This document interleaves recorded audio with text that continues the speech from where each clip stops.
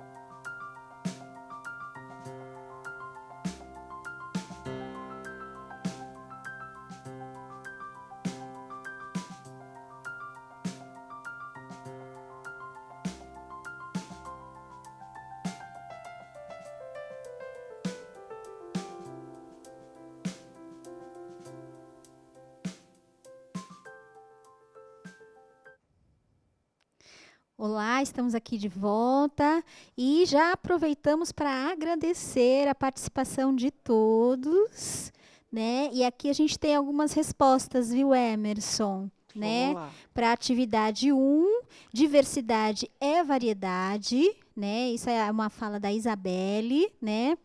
Diferentes culturas. O Lucas falou da diversidade entre os estados. O Gabriel, costumes diferentes. O Pedro Henrique, pessoas com culturas diferentes. O Guilherme, multiculturalismo. O Lucas, diferentes classes sociais.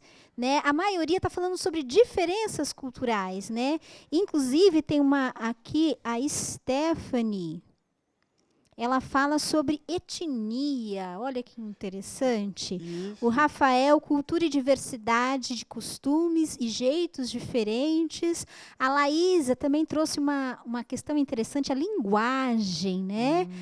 Porque a É. gente fala muito, né? Sempre o outro que Sim. tem sotaque, É. né? O nosso sempre é a fala É. oficial. E o Ailon, né? Desculpa se eu não consegui falar seu nome, pronunciar corretamente, né? Ele falou dos sotaques. Exatamente Sim. isso. Essa questão da linguagem, ela está bem interessante. Vocês estão super participativos. Parabéns. Então, e é bem legal que a cultura é efetivamente o que mais aparece nas respostas dessa enquete que vocês têm. Então, a gente pode já levantar essa questão. Cultura é algo que identifica o brasileiro enquanto povo, distingue dos demais. Mas também é interessante dizer que a cultura, ela precisa ser especificada, como eles disseram aqui, os estudantes, né? Seja no sotaque, eu adoro. O sotaque eu acho muito interessante. É muito interessante porque a gente continua se entendendo, mesmo com palavras diferentes, mesmo com sotaques diferentes. A gente é unido e a gente fala o português do mesmo jeito. É óbvio que tem as gírias, né, das localidades. Mas o próximo slide, vamos seguir adiante. Então, o que vocês acabaram de fazer, gente, foi uma pesquisa simples, não é, Tânia? Mas é uma pesquisa. O que vocês escolheram de dados precisa ser tabulado, colocado numa forma que outras pessoas possam compreender com facilidade. Então, esse é um dos pontos que garante a qualidade de uma pesquisa. Mas para tratar de diversidade, nas ciências sociais, nós poderíamos usar vários tópicos, inclusive desses que vocês trouxeram. Nós poderíamos pensar a diversidade a partir do gênero, a partir da etnia, a partir do lugar onde as pessoas vivem e como vivem. Nós poderíamos pensar a diversidade num leque muito variado. Dentro das ciências sociais, isso é muito interessante. Para as pesquisas que se faz pelas áreas do saber dentro das ciências sociais, existem alguns tipos. Vamos pegar no próximo slide, por exemplo, para vocês entenderem dois exemplos que são os mais clássicos, que são as pesquisas quantitativas e as pesquisas qualitativas, não é, Tânia? As pesquisas qualitativas, o próprio nome, vocês já conseguem compreender o que ela faz. Elas são mais amplas e elas se aprofundam muito mais. É um tipo de pesquisa muito comum na antropologia. Os antropólogos, eles costumam fazer isso para entender, por exemplo, um grupo social. Vamos falar dos skatistas. Aqui na capital, na região central, na Praça Roosevelt, eles andam bastante de skate ali, mas eles fazem um movimento ali da Consolação para Paulista, da Paulista para Consolação, eles ocupam aquele espaço, eles andam nas calçadas, eles fazem as manobras e eles estão inseridos neste contexto. E, inclusive, a Praça Roosevelt foi preparada para os skatistas. Tem várias rampas, vários espaços para eles fazerem as manobras. E eles têm o direito de ocupar o espaço da cidade como qualquer outro cidadão. Um antropólogo que queira compreender o estilo de vida, porque para nós que não andamos de skate, parece que eles estão brincando, que é só lazer, mas não é, muito mais que isso. Quando a gente quer saber o que é esse a mais, a gente lança a mão da pesquisa qualitativa. E, em geral, a antropologia faz isso, que é um olhar para dentro e inserido no contexto desse grupo. E é importante dizer que o olhar antropológico ele precisa manter um distanciamento. Quando o antropólogo vai lá fazer a pesquisa, ele não pode se tornar um skatista. Ele não pode ser influenciado pelo skatista. Então, quando a gente faz uma pesquisa, é importante que se diga isso. Nós temos que nos mantermos distante daquele objeto que estamos pesquisando para a gente não induzir resultados que não são os reais. A gente precisa colher os resultados reais. Um outro exemplo é a pesquisa quantitativa. O nome já diz, ela está preocupada com quantidades. Por exemplo, o desemprego. O desemprego ele é medido em pesquisas quantitativas. A quantidade de mulheres grávidas que trabalham e, posteriormente, vão ter licença maternidade. A gente lança a mão de uma pesquisa quantitativa.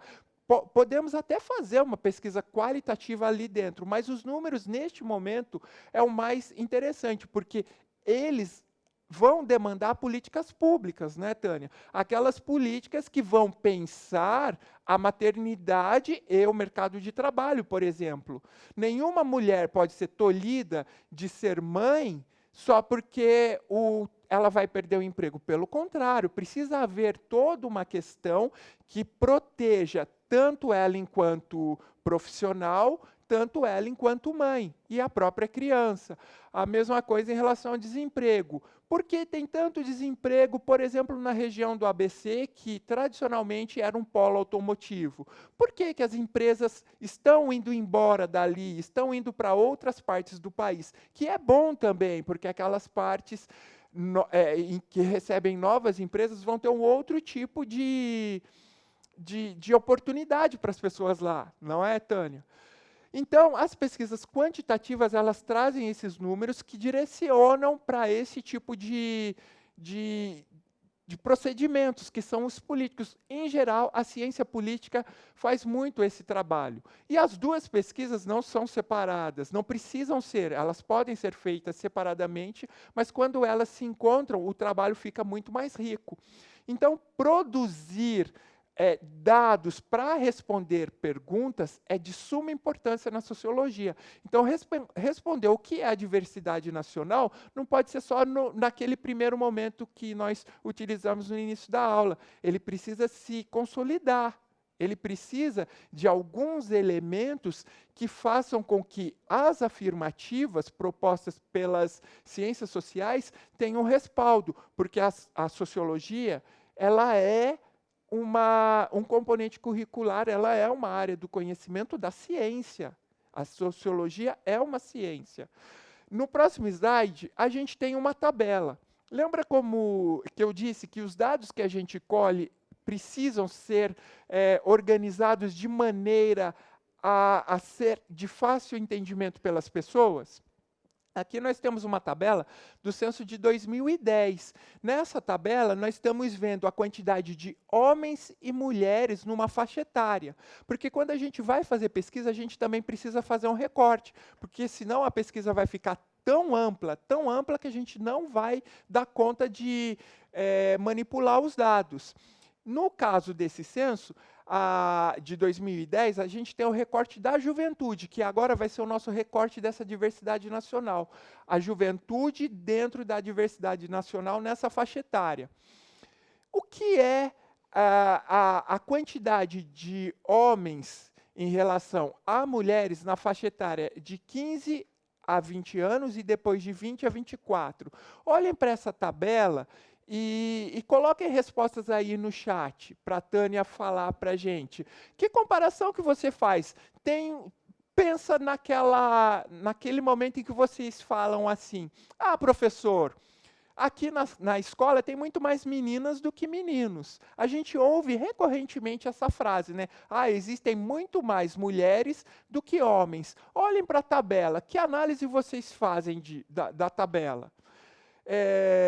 Ela está bastante clara. A gente bate o olho e já vê isso.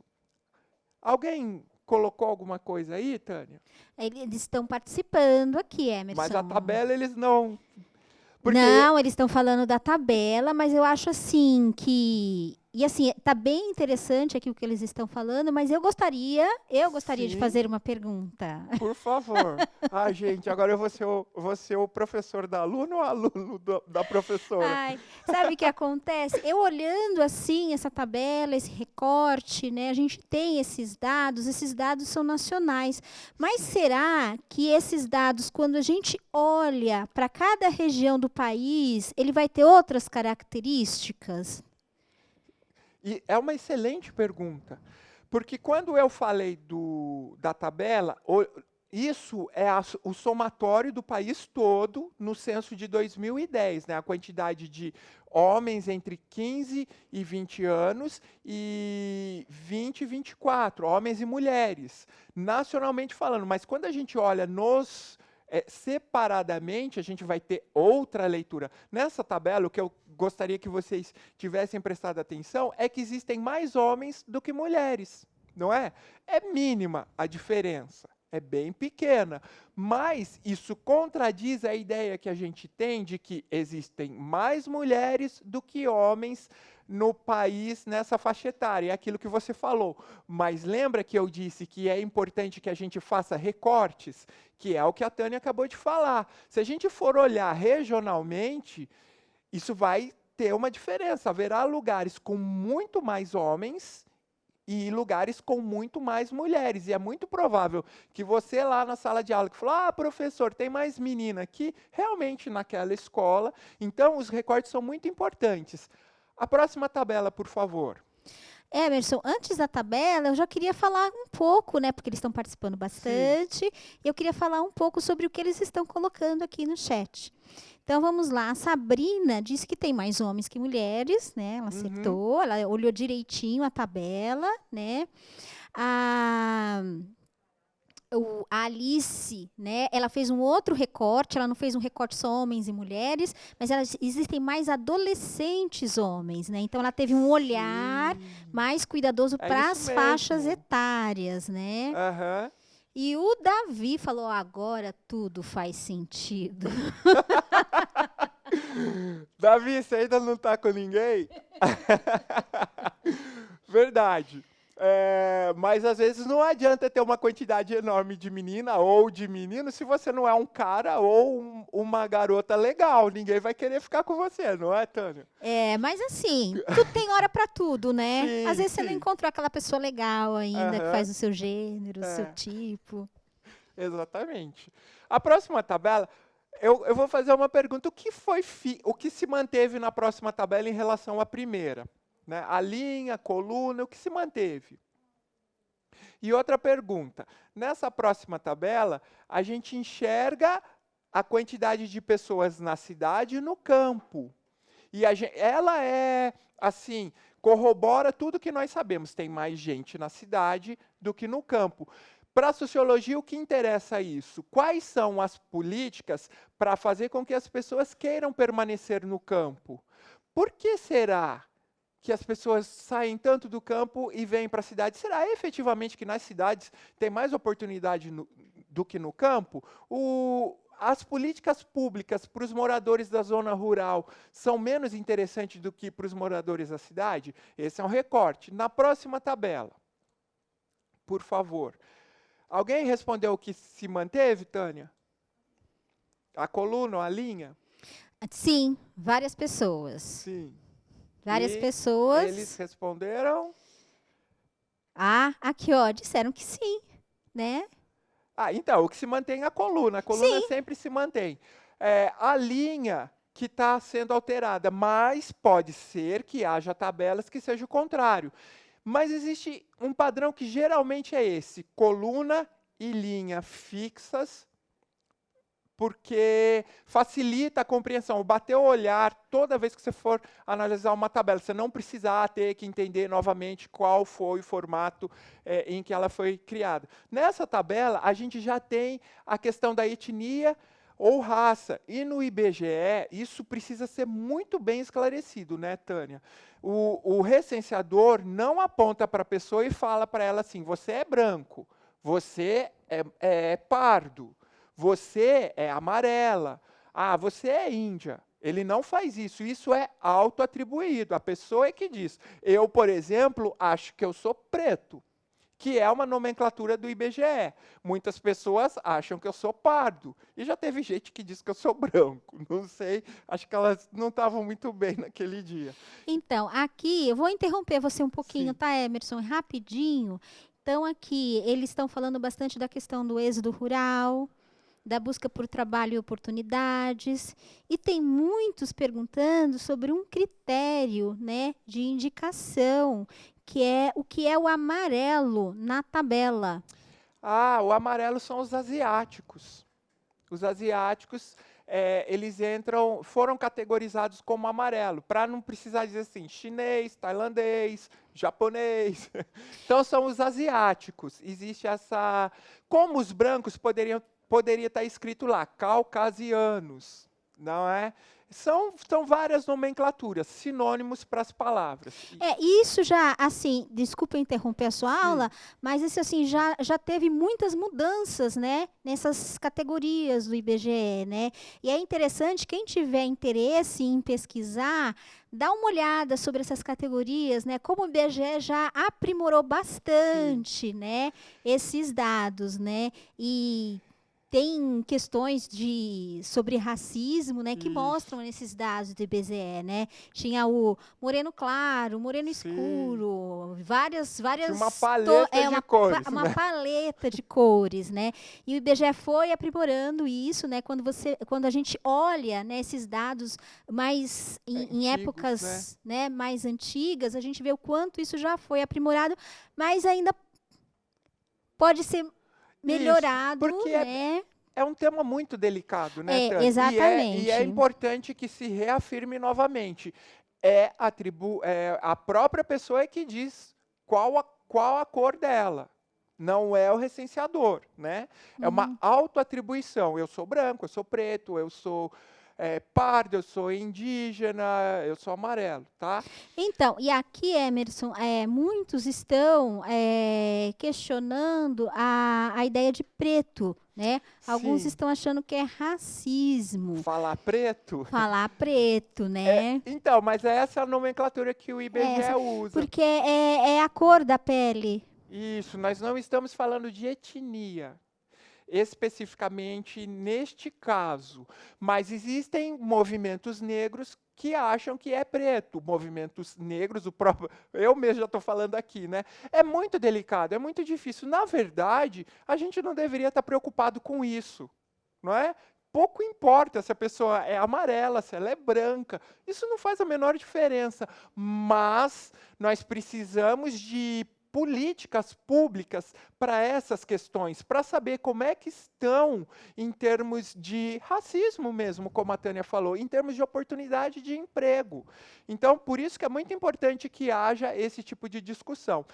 Na próxima tabela, nós temos o que se chama de clivagem, porque é muito importante que a gente pegue os vários dados das várias tabelas e faça várias considerações, como vocês podem ver aí na tela. Quando a gente combina as tabelas, é muito mais profícuo, a gente extrai muito mais informações, né, Tânia? A próxima tabela no próximo slide, por favor, só para vocês olharem o que eu estou falando. Aqui nós mesclamos o gênero e o lugar onde vivem essas pessoas, se na cidade ou no campo. Olha como a tabela ganhou uma amplitude maior de informação e ainda assim é clara. Mas foi acrescentada uma coluna ali onde está o gênero ao lado da faixa etária. Antes o gênero estava em cima, lembram? E houve uma subdivisão na linha onde colocou o gênero em relação à idade. Mas isso não compromete a leitura, pelo contrário, garante mais informações. Vamos para a atividade? Ó, antes de ir para a No, atividade, Emerson, ó, tá. aqui, olha, os estudantes estão adorando esta aula. Ah, eu fico feliz. Né? Eu Nós fico feliz. agradecemos, Nós porque é tudo dois, não é, feito com Tânia? muito trabalho, com É. muito esforço e num ambiente que a gente não está acostumado, né? Não, não, a gente está acostumado com a sala de aula, aquela Isso, tradicional que aquela vocês conhecem. tradicional. Muito obrigada, muito É. obrigada. Então vamos para a atividade? Vamos. Aqui é para vocês fazerem uma análise.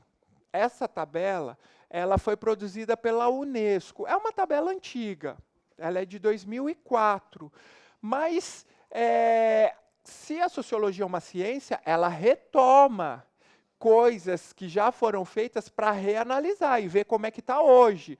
Por exemplo, lá na primeira linha, eu quero que vocês façam uma análise dessa primeira linha, que é a violência, né? A violência entre as cores, a porcentagem de violência entre eles, né? Entre os brancos, os pardos, morenos. Observe que na tabela da Unesco está pardos, morenos, não é? Hã? E está negro, exatamente, em vez de preto. E outros. O outros vai incluir o amarelo, o indígena. Olha para vocês verem como a categoria do outros está. Se a gente fizer uma análise dessa tabela nesse sentido, por que eles viraram outros? Então, vocês terão um tempinho. Gente, 2 minutinhos para dar uma analisada nessa linha, por favor. Vamos lá.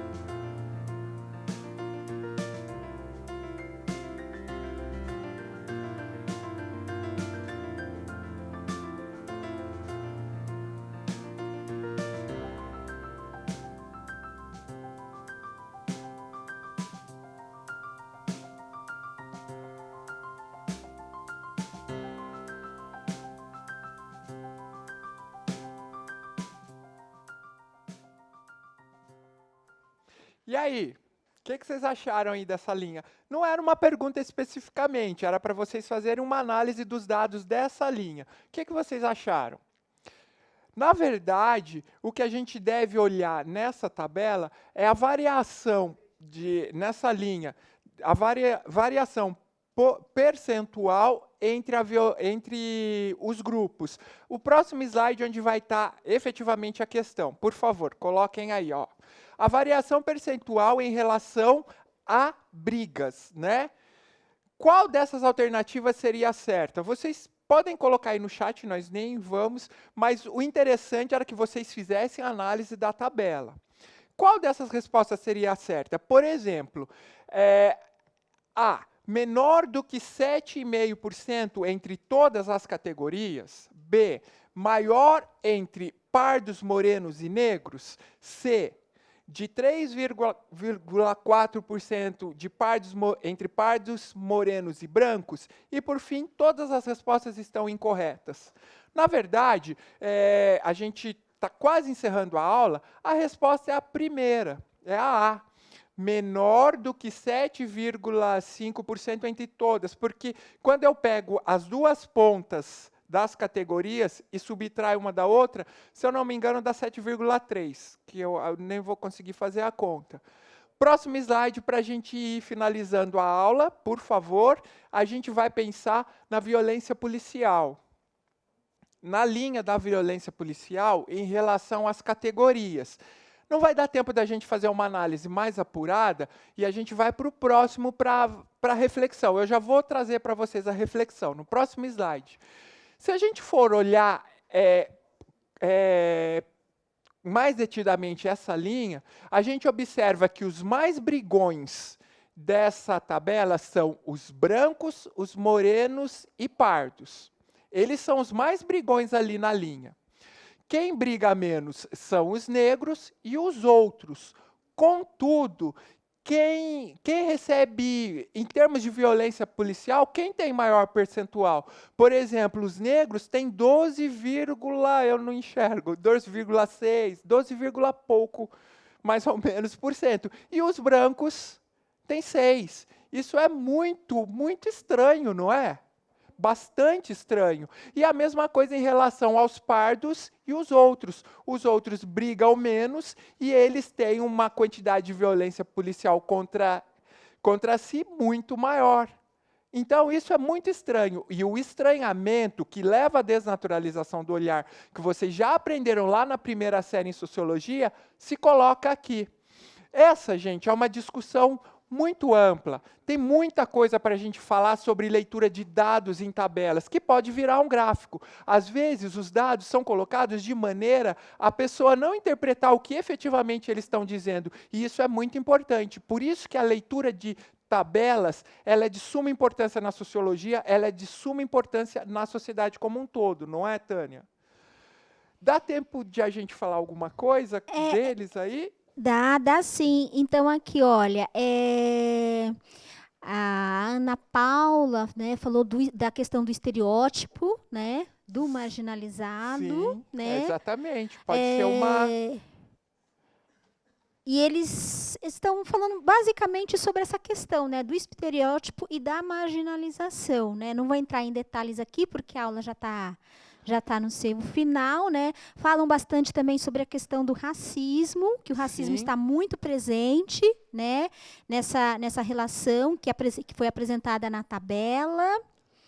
E é basicamente isso, mas olha, tem um dado aqui, Emerson, que é super importante, é que os estudantes estão percebendo isso, né? Dessa importância, né, da leitura das tabelas, da leitura dos dados, inclusive para apoiar, né, esse olhar de estranhamento e desnaturalização, né, que aparece na nossa sociedade. Então, pessoal, a gente agradece muito. Como eu disse, é um assunto muito grande, muito extenso e apaixonante. Eu, particularmente, gosto muito e me parece que vocês também gostaram. E não é assunto para se encerrar nessa aula. Conversa aí com o pessoal no seu entorno, peguem tabelas, façam análises, vai ser bem interessante. Então, até a próxima.